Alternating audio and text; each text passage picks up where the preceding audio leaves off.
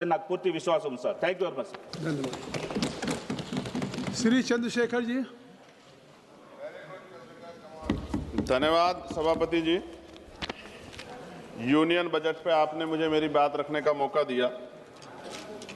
मैं सर्वप्रथम बहुजन समाज में जन्मे सभी संतों, गुरुओं और महान पुरुषों को नमन करता हूं। उनमें भी राष्ट्रपिता ज्योतिबा फूले, छत्रपति साहू जी महाराज, बाबा साहब अम्बेडकर, मान्यवर साहब श्री काशीराम, मान्यवर दीना भाना वाल्मीकि और मान्यवर महामना रामसु वर्मा जी को नमन करता हूं और अपने संसदीय क्षेत्र नगीना की जनता का आभार प्रकट करता हूं जिन्होंने मुझे चुनकर यहां भेजा है। सभापति जी, बजट केवल एक आर्थिक दस्तावेज नहीं होता, बल्कि ये सरकार की सोच, संवेदनशीलता और सामाजिक प्रतिबद्धता का प्रतिबिंब होता है। बजट यह तय करता है कि देश का विकास समावेशी होगा या चुनिंदा और सत्ता में बैठे लोग सबको साथ लेकर चलना चाहते हैं, कुछ लोगों को पीछे छोड़ देना चाहते हैं। विपक्ष के नाते हमारा कर्तव्य है कि हम सत्ता सवाल पूछें और कमियों की ओर ध्यान दिलाएं और देश के उन वर्गों की आवाज बने जो इस सदन में अक्सर आंकड़ों में गुम हो जाते हैं। लेकिन माननीय अध्यक्ष महोदय, असली सवाल यही से शुरू होता है, क्या ये बजट देश के गरीब, पिछड़े, दलित, आदिवासी, ओबीसी, अल्पसंख्यक और वंचित वर्गों की वास्तविक जरूरतों को समझता है, नहीं समझता है। मान्यवर, इस बजट में आर्थिक विकास की बातें अधिक हैं, लेकिन सामाजिक न्याय की आत्मा कमजोर। माननीय अध्यक्ष जी, सभापति जी, आज देश की सबसे बड़ी संकट बेरोजगारी। हर साल लगभग 1 करोड़ युवा रोजगार बाजार में आते हैं, लेकिन अस्थायी और सम्मानजनक नौकरियां और संपादन पैदा नहीं हो रही। इस बजट में स्किलिंग की बात की गई है, लेकिन स्किलिंग के बाद जॉब की गारंटी नहीं है। विशेष रूप से SC, ST और OBC समुदाय के युवाओं के लिए कोई अलग से लक्षित रोजगार योजना नहीं दिखाई देती है। देश की लगभग 45% आबादी जो कृषि पर निर्भर है, जिसमें SC, ST, OBC समुदाय की भागीदारी सबसे अधिक है, लेकिन कृषि और GDP में योगदान 15% से कम किसान की औसत आय अब भी सिर्फ MSP कोई गारंटी सरकार की तरफ से नहीं दी गई है। सभापति जी, महंगाई का सबसे बड़ा असर गरीब, दलित, आदिवासी और पिछड़े वर्ग को पड़ता है। आर्थिक सर्वे के अनुसार शिक्षा व स्वास्थ्य की लागत पिछले 5 वर्षों में 30 से 40% तक बढ़ी है। खाद्य वस्तु कीमतें गरीब परिवारों की थाली को छोटा कर रही है, लेकिन इस बजट में इन वर्गों के लिए कोई सीधी राहत नहीं दिखाई देती। सभापति जी, SC, ST और OBC वर्ग के मुख्य रूप से सरकारी स्वास्थ्य ये वर्ग है, ये मुख्य रूप से सरकारी स्वास्थ्य व्यवस्था पर निर्भर है, लेकिन भारत आज भी स्वास्थ्य पर GDP का केवल 2% खर्च करता है और ग्रामीण और आदिवासी क्षेत्रों में डॉक्टरों की और अस्पतालों की भारी कमी है। इस बजट में सार्वजनिक स्वास्थ्य ढांचे को मजबूत करने के लिए कोई निर्णायक वित्तीय छलांग नहीं।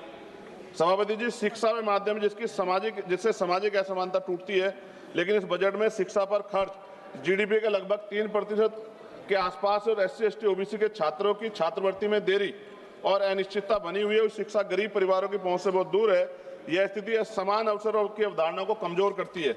सभापति जी, SC, ST, OBC के कल्याण के लिए सबसे बड़ी जिम्मेदारी राज्यों के पास होती है, लेकिन राज्यों के हिस्से की धनराशि सीमित है।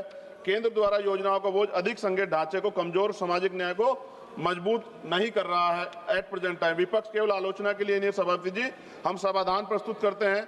हमारी मांग है SC, ST, OBC के लिए लक्षित रोजगार मिशन चलाया जाए, छात्रवृत्ति को समयबद्ध और कानूनी प्रावधान किया जाए, शिक्षा और स्वास्थ्य पर GDP का न्यूनतम 6% खर्च हो, आरक्षित वर्गों के लिए विशेष उद्यमिता और MSME पैकेज दिया जाए, आदिवासी और पिछड़े जिलों को विशेष सामाजिक आर्थिक विकास योजना चलाई जाए।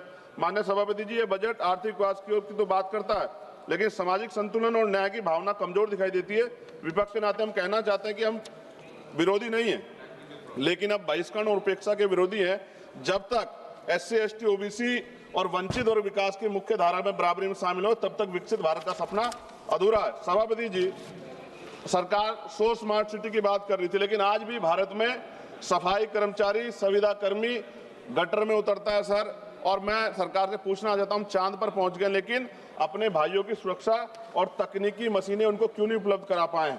प्रमोशन में रिजर्वेशन SC, ST, OBC कर्मचारियों को नहीं मिल रहा है और पुरानी पेंशन सर मिलनी चाहिए, उस पर सरकार ने कोई जवाब नहीं दिया है। सभापति जी, बिजली के दाम उत्तर प्रदेश में देश की अपेक्षा, खत्म करूंगा सर, राष्ट्रपति भाषण पे भी आप देख रहे हैं मौका नहीं मिला, 12 दिन बाद मौका मिला है, तो जल्दी खत्म करो ना, कुछ मांगे तो अन्य राज्यों की तुलना में सर हमारे यहाँ यूपी में ज्यादा है, जिसमें किसान, बुनकर, छोटे उद्योग और आम उपभोक्ता प्रभावित होते हैं। और गैस सिलेंडर सर जब चुनाव आता है तो सब जगह 500 का और चुनाव के बाद सर 1000 रुपए का, ये मजाक उड़ता है सर गरीबों का। सभापति जी, 1 रुपए लीज पे पूंजीपतियों को जमीन दी जाती है, क्या ऐसी कोई योजना गरीबों के लिए भी आएगी, SC, ST, OBC माइनॉरिटी के लिए, कि उनको भी जमीन मिल जाए? साथ साथ सरकार दिवाली, धार्मिक तमाम जो धार्मिक आयोजन है सर उन पे बजट देती है, लेकिन SC ST OBC के जो महापुरुष हैं सर, जैसे बुद्ध पूर्णिमा कार्यक्रम होता है, रविदास जयंती जी का कार्यक्रम होता है, अम्बेडकर जयंती का, फूले जयंती का, पेरियार जयंती का, बिरसा मुंडा जयंती का, इन तमाम उस पर तो कोई बजट नहीं आता सर। और BT एक्ट सर, बोध गया सौंपा जाना चाहिए बौद्धों को सर, बहुत दिन से उनका आंदोलन चल रहा है, कल से आंदोलन हो रहा है सर।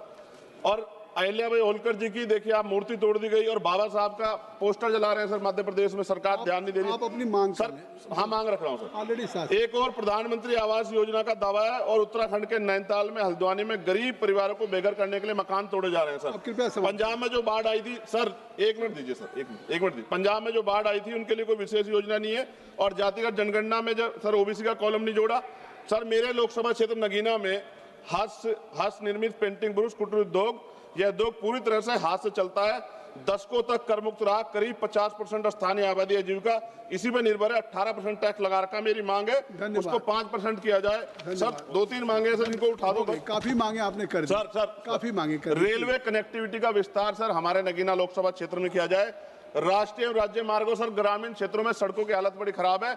जिला अस्पताल सर, वहाँ IIT IIM और एयरपोर्ट बने, इसकी मांग हमने पिछली बार भी उठाई थी सर। अंत में लघु उद्योग सर, MSME का कोई प्रोजेक्ट जो ऐसा लगता है जैसे हम विपक्ष के लोग हैं तो हमारे लिए कोई योजना हमारे क्षेत्रों के लिए नहीं होगी सर। सबका साथ, और सबका कौशल विकास सर, युवाओं के लिए आधुनिक स्किल डेवलपमेंट सेंटर स्थापित किया जाए मेरे क्षेत्र में। लोकतंत्र की ताकत सवाल पूछने में है और संसद की गरिमा कमजोरी की आवाज उठाने में। मैं सर अंत में कहना चाहता हूँ SC ST OBC पे अन्याय कब रुकेगा?